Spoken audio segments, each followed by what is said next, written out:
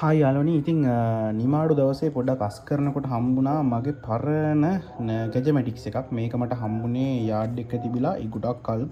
ඉතින් මේක ඇවිල්ලා අර ඔයාලා දැකලා ඇති මේ ෆිල්ම් ප්‍රොජෙක්ටර්ස් වලට කියන්නේ මේ මොනවද අපි රෙකෝඩ් කරන කැමරා වලට එන අයිපීස් එකට එන මෙන්න මේ ලෙන්ස් එක. කියන්නේ මේක ලෙන්ස් එකක් නෙවෙයි, මේක ඇවිල්ලා ප්‍රොජෙක්ට් එකක් පොඩි.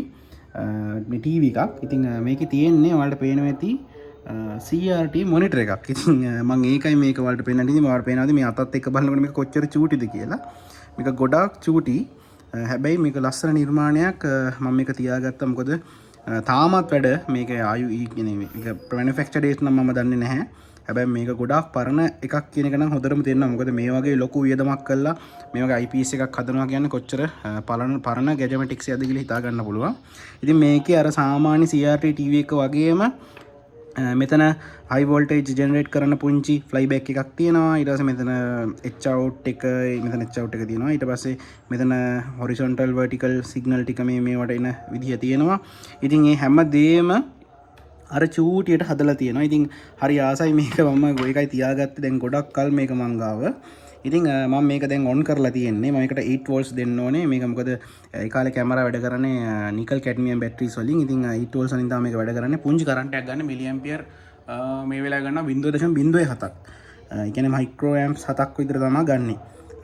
එතකොට අපි දැන් බලමු මේකට මේ හයි කරලා තියෙනවා මේ පරණ කාර් එක රිවර්ස් කැම් එකක්. ඉතින් මේකෙන් ඔයාලට පේනවා ඉතින් දැන් මම මෙහෙම අල්ලනකොට මේකේ ප්ලේ වෙනවා වීඩියෝ එක. මම තව zoom කරන්නම්. ඔයාලට පේනවා ඉතින් මේ මගේ මල්ටිමීටර්ස් දෙක තියෙනවා.